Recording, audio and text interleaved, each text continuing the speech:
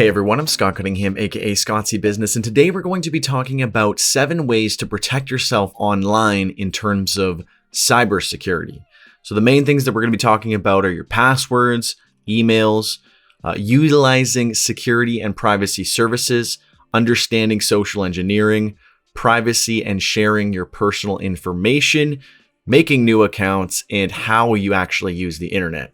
A lot of this is fairly obvious, but there's a lot of nuances in all of this. And in case you're wondering why I'm doing something about cybersecurity, it's definitely related to crypto and blockchain. And as someone who went to school for networking and IT security, I've always been practicing all of these kinds of things, and it's always been of the utmost importance for me.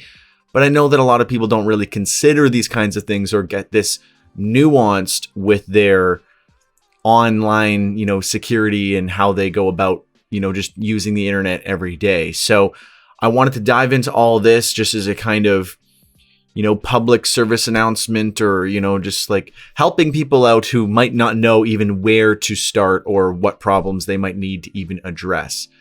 A lot of the times, hacks and things like that are really just social engineering. We'll talk about what all that really means, and we'll dive into the meat of all this. The 2 main things that I'm going to be spending the most time on are passwords and emails, because I think a lot of people get this stuff wrong, or they just assume things are fine the way they are, or, all that kind of stuff. So we're going to dive into all that good stuff after a quick word from my sponsor today. A big thank you and shout out to my sponsor, Cake Wallet, which is an open source, non-custodial Bitcoin and Monero wallet that also has a built-in exchange. It's available on iOS and Android. Okay, thanks again to my sponsor. So the first one that we're going to talk about are passwords. Now, most people reuse the same password on every platform they use, or they only have like 1 or 2. Some people just have 1, which is really, really bad. But you should have tiers of passwords for, you're signing up for some random website you know nothing about, you don't trust it at all. This is some random giveaway or whatever. That's the password that you really don't care much about, but it's like your throwaway password. Then you've got like your social media accounts and things that do matter to some degree, but if there was ever an issue, it really shouldn't affect, your finances or anything critical. But obviously it could be more important depending on what you actually do. I mean, if you're an influencer and you're making money off of your social media, you might want to have separate passwords for certain services. The main idea here being that if someone got your password from one thing, they don't now have your password for everything else. And there's many times where passwords get leaked, databases are hacked, whatever it happens to be. I'll be showing you guys in just a second where you can actually go and check if your passwords were leaked or if your emails were related to anything that was leaked, as well as how secure your password actually is. To manage all this stuff, it's easier to use a password manager because it's very challenging to remember all these things. So I use LastPass, and hopefully I will get through their application process by the time I post this, and I can use a referral link. But otherwise, just go and check it out. I've been using it for several years, and it's been fantastic. And then it also works on your phone and your computer, so it's very convenient in that way. But going beyond social media accounts, you need a separate password for just your email, a separate password for just your banking, and a separate password for just your other financial services like crypto and whatever. You should have separate passwords for all of them so that there's no way that if someone gets one on any of them, that anything else is compromised. I've got about, like 100 passwords. So we'll get into how you actually form the best passwords possible, as well as checking your passwords for security. So I'm going to bring up passwordmeter.com. You can go here to essentially evaluate how good of a password you've actually got. This is more for creating a very good password and making sure you've covered all the basics. But this does not cover exactly like how long it would take to break your password. So I'm going to share my screen. So here you can see all the stuff that they recommend, of course. You need all the basics of what most platforms will require from you, and then it'll give you a rating based on the password you type in. Most people assume that if you get all of these things down, then you've got a solid password. But I would disagree, because you could just have some random password, just a bunch of random letters and things that are uppercase and lowercase, and then you've got a couple numbers and a symbol. And generally, they would say, you have a very, very strong password. It's not very easy to remember, though, just a bunch of random symbols and such.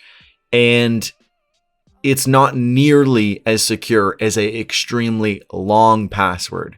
But the most effective way to make a long password that you can still also remember is using a specific strategy. So I'm going to bring up a website that allows you to check how secure your password is and how long it would take to hack your password. So this website, which is security.org/how-secure-is-my-password. And essentially you can go on here, and like I was saying before, if I type in that same kind of just random characters, a number and, a special character like an exclamation mark. Yes, this says 400 years. I don't think most people do all that stuff anyways, and 400 years sounds really good, but this is with like a very basic computer. I'm sure with the computing power we have today, people can do a lot more with brute force. Plus, if you had a bunch of people all working together, they could brute force a password much more quickly. And while that does sound like it's very, very secure and very good, you can make something that is so secure that even a quantum computer would really struggle to ever actually crack your password. So while that was 400 years, that's still like one of the best ways to create a password that generally would be recommended to you. But the actual best way is to create 3 words that are completely random with at least 3 numbers and 1 special symbol, and then at least 1 uppercase. You can, add things wherever you think makes the most sense. Like you could just uppercase the first letter of the words or wherever. But I'm going to show you the example that I'm going to put in the description, which is 471 girlrainbowbridge, and the E on bridge is capitalized. This would take 32 septillion years. So I believe a trillion is 3 and sept is 7. So it's a number that no one can really, barely anyone's ever heard of or seen or, experienced in real life. But the point of this is that this is such a strong password that it's virtually impossible to ever break. And it's extremely easy to remember these passwords compared to just random characters, especially if you're doing what I recommended and creating multiple tiers of passwords, right? Because that's generally what you should be doing. So the most effective way to create a password is to just have 3 separate words. And I guess I'll bring up a notepad to just sort of show you the thought process here. You can throw in your numbers wherever. You can have at least 1 capital. You can have multiple capitals, whatever. But it's just having 3 words with some numbers and a capital and a special character. So similar to what I had there, 471 exclamation girl rainbow bridge. We can come up with something completely different, like @ symbol treehouse dog with a capital G fence, and then we'll do 4, 5, 6, right? Fairly simple, easy enough to remember, especially if you're gonna have many different types of passwords like this. You just come up with something like this, and it's so hard for it to ever be broken. This is slightly less good than the other one, probably because it's just a shorter word. But this would be 3 sextillion years, which is the 6 versus the 7. So this would be less secure, but still so secure that it's basically impossible for this to ever be broken. I mean, once you're getting above like 1 trillion years, I think you're probably good. So, you can do variations of this stuff and figure out what's best for you, but you can go on here and check with security.org, and I'll have this in this link in the description. And then this one is more so for giving you all the basics that you would need to include, and just kind of, seeing that in real time as you make the password. And then this is for just checking actually how long would it take to break your password. So I think that is very, very important. I'll stop sharing my screen, but that just gives you the basic idea of making a strong password. And again, you can have as many or as little as you like, but the more you have and the more separated out things are that are, distinctly different and not, being used in multiple places and all that kind of stuff, it's going to make a big impact. Most people don't really ever consider this kind of stuff because realistically, the way that you will actually get hacked is through social engineering. But as things get more advanced, as, potential World War III comes around, I think there's going to be a massive increase in cyber attacks, and that's going to be one of the main focuses from military institutions. That's my guess.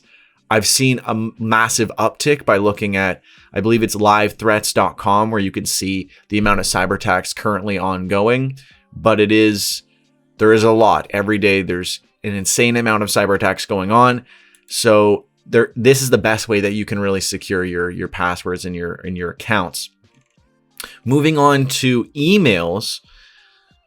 Using a public-facing email for things that are unimportant is fine, right? Like I have a public-facing email and it's just like related to my socials, and I don't actually sign up with that email, but that's the email that I'll use for contact and all that kind of stuff. And it's not that important. But for my emails that are important, that I'm accessing my social accounts with a specific email. I'm accessing my bank with a specific email. I'm accessing my crypto with a specific email. And none of those emails are the same email, right? Because again, if someone got access to one of them and it was the same email that I used for everything, then that's going to be very concerning, because they can also use reset password, send it to your email, and get your passwords for everything basically as well.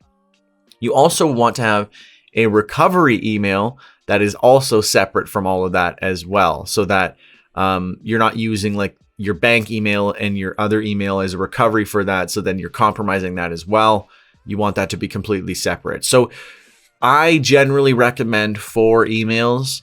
Some people think that's a little excessive, but you do what you think makes the most sense. I'm generally going to recommend 4. And your email should never have anything identifiable to you where it's going to give people information about you. So like scottcunningham@email.com is a terrible email for my bank. That's fine for a public facing email that is unimportant, but for something that is very, very secure and important to me, and I don't want it to be connected to my identity in any way, because that is a risk, right? So you want something that is just gibberish, or, similar to the way that we were creating the passwords. You could do something like that, but for an email, just any way that it's not easy to connect who you are to the account. Because, if you can find out whose account it is, maybe you can message that person and ask, how's it going? Like, how's your dog? Oh, what was your first dog's name? Like way back in the day, I can't remember your first dog's name. And that's their security question, right? So if they can connect who you are to the account, it makes it much easier to then try to socially engineer you. And you're just putting yourself more at risk by doing these kinds of things. So a good example of an email could be similar to the password style that I mentioned. So here's an example: hillbrushpropeller@protonmail.com. No way for that to ever be connected to who you actually are. And, no one would ever guess that's your email either. So it's very random. It's also important that you're using an email provider that is not going to, cancel your account or do whatever. I used Google for a long time. And at one point I was sending out a lot of emails for doing cold calls way back in the day when I was starting to do web services. And this was probably like 8 or 9 years ago. And when I was doing that, it like flagged my account, and then basically Google shut down my email, and more importantly, prevented me from accessing my Google Drive. So they basically like shut off my access to everything all at once. And I couldn't even like cancel my Google payments because I couldn't log in. So it was very, very sketchy. Luckily, I got all that back, but it was very eye-opening to me that I don't really have much control over my email if it's with one of these larger providers. So I like something like Proton Mail because it's, very freedom focused, very privacy focused, all that good stuff. I mean, there might be better email providers out there, but I think Proton Mail is a great one. Again, don't use your bank, crypto, or recovery email in anything public. And it's always best to also go and check if your email has been leaked in a hack or anything like that, and if any connected passwords are also jeopardized because of that. I'm going to share my screen again, and we'll take a look at both avast.com/hackcheck, and you can just type in your email and check there, as well as haveibeenpwned.com. Basically, they're both the same thing, but it gives you an idea if there has been any problems. So let me share my screen. All you really have to do is just type in your email and then check it. We'll just check my public facing email because I don't mind if you guys know about this since it's basically listed everywhere. There might be one or two leaks that it was involved in, but it was for something I already checked this, so this definitely looks scary at first.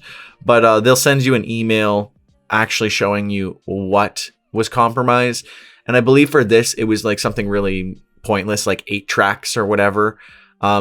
So the importance of using a very low tier password on things that are unimportant or less secure is that the password that was breached in this leak was an extremely unimportant password of mine.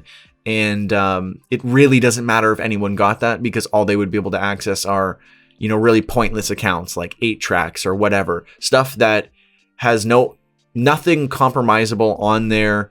It was just like something that I used to access basic accounts for random things, mostly for viewing things, nothing that's actually important like financials or, emails or social media or anything like that.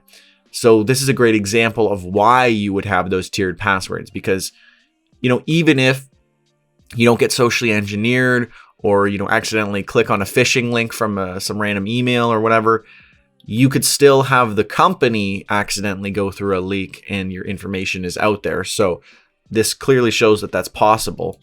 And then here we'll also check again. And the beauty of this one too is, so this one will even show you some examples.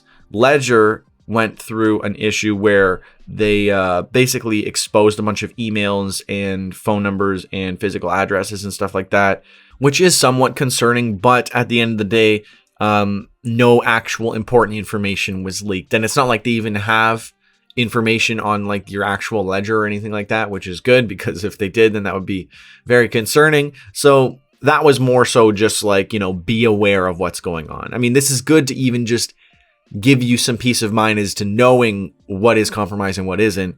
And then this social platform here, they did lose the passwords. So that actually is more concerning, especially if you had a really important password attached to that.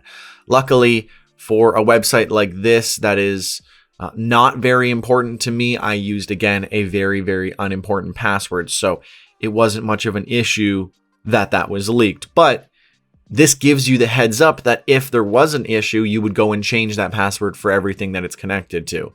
And it's easier to do that and actually see where that would happen if you have something like a password manager, because then you can just find all the places where you use that password and then go and edit that. So these are two great resources to be able to double check that kind of stuff. You can even type in your phone number and see if there's anything connected to your phone. So there's a lot of great things you can do with these services. So that's everything for passwords and emails. Again, these are the two most important things realistically that you need to really, take some time out to actually like upgrade all this stuff and put all this stuff into practice. It's a little bit of extra work, but I guarantee it will make all the difference for your cybersecurity. And these are the main things that you want to be wary of. Beyond that, you want to use security and privacy services where possible. So like, using a secure browser, using a VPN where possible. I like Brave browser because I can block ads and stuff with it, and that could also potentially mitigate some, problems, or at least lower your data usage. Limit as many permissions as possible on social media websites or whatever.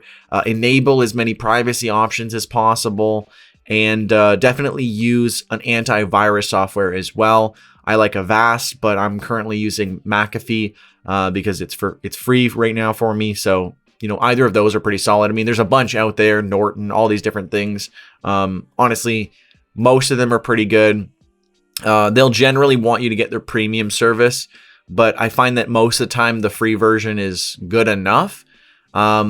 But they'll always kind of like, if you do a virus scan on Avast, it'll say, oh, you're unsecure because you haven't paid for the premium, and there's these other things.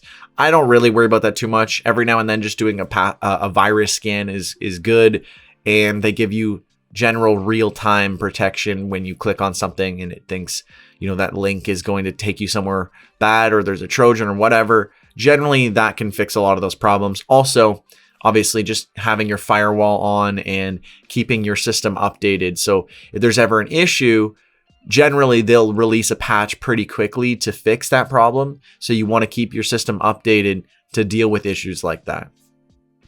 Although I will add that there's the rare time that a new update could cause an exploit to be made available and cause the problem itself. But generally, the updates are to fix exploits and patch security problems and flaws. Understanding social engineering is very, very important. If this is the only thing that you take away, it's that it should be this. It's that most hacks and things that go wrong in terms of cybersecurity are just social engineering, which is simply tricking someone into doing something. So like when you get those emails that say, click this link, this is very important, your taxes didn't go through quickly, click this link, or your MetaMask account is at risk, you have to click this to save it. All these kinds of things that create urgency and mostly are phishing links, or they bring you to a fake website that looks the same or whatever it happens to be, and then they get your information. There's also a lot of other ways that social engineering is done. I mean, that's just one example, but it could be as simple as like getting your security answers from you by asking you questions, or, there's all these different ways that someone can just trick you just by talking to you and getting information from you. People will try to do this over the phone. You'll get phone calls from like fake people from the government who need information for your taxes, or else you're going to go to jail for tax evasion or whatever. There's all these different things that, malicious hackers will employ. I always say hackers in quotes because I barely consider social engineering someone a hack, and yet that is most hacks. I think it was like a year and a half ago when Twitter got, hacked, quote unquote, was just tricking one person who had super administrative access to the whole system into giving up their information, and then the hacker was able to just go from there and do whatever they needed. The general idea of what a hacker is trying to do is compromise one, account or link in the system, and then find a way from there to escalate their privileges and access on the system. So they were able to find the person who had super administrative access on Twitter, meaning that they could go onto anyone's account. And then that's how they were able to post that Bitcoin scam, which I believe took several million Bitcoin from people, because it was like, Elon Musk, Barack Obama, and they were all posting on their Twitter saying, if you send Bitcoin or Ethereum to these addresses, I'll send you back double. And it was obviously just a massive scam. And again, that's also only going to happen on a centralized system. For example, on like Hive, there's no one who can just, get backdoor access to my account and create a problem like that. So this is more so for centralized services, but that is what most people are using anyways. So it's good to just be aware of that. Privacy and sharing personal information. So as I said with your email, how it shouldn't be connected to you in any way or identifiable, it's similar where when you're online, you should be sharing as little personal information as possible, especially, things related to like your security questions, like your mother's maiden name or your first pet or whatever. Especially if you're using those questions, you should never be talking openly about the answers, if someone's just bringing it up casually in conversation or whatever.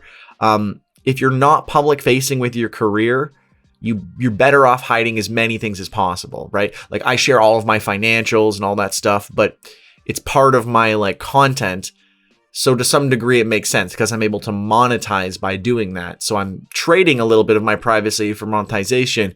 But for the average person, there's no benefit to sharing your private information. You should be as, discreet and subtle as possible, and you should share as little information as possible anywhere that you can, right? For new accounts that you're creating, you should generally be patronizing platforms that don't have KYC, that ask for the least information possible. Crypto is more so focused on non-KYC, so there's a lot of crypto platforms and websites that don't require that kind of stuff.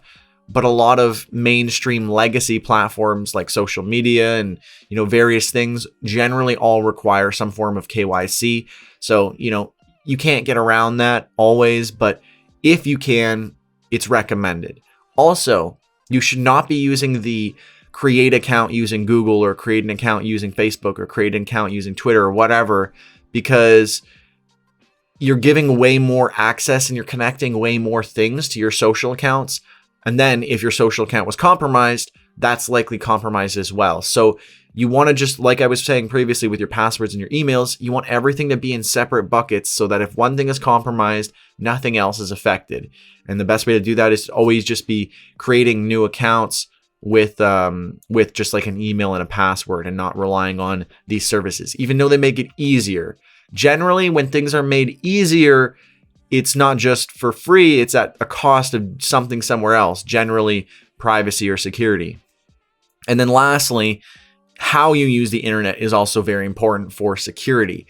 Most people don't really consider this, but you should be using Ethernet wherever possible, like as in plugging in and wired connection on a wired connection to your internet, like your router to your PC or your laptop or whatever.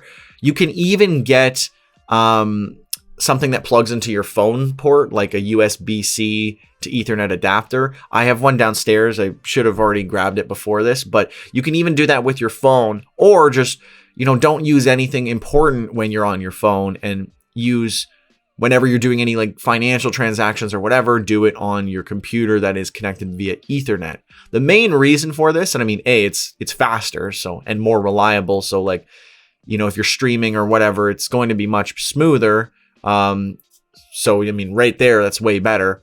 But more importantly, it's that Wi-Fi is so much more vulnerable. It can be easily tracked, much easier to hack people through your Wi-Fi or set up, a malicious router or whatever. There's so many ways that Wi-Fi can be compromised, and Ethernet basically solves most of those problems. It's very easy to get an Ethernet cord or cable. They're fairly inexpensive. It's more so just like if you are on the top floor and you don't have it like wired through the house, you might have to buy like a 100-foot cable or something like that, which isn't super aesthetically pleasing, but you can always run it through like your vent systems or whatever you think makes the most sense.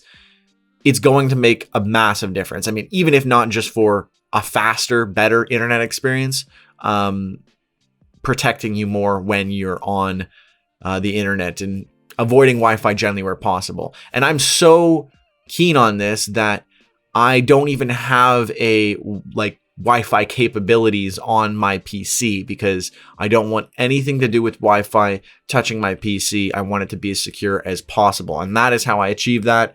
That is everything. That is all 7 of the main tips to be looking out for.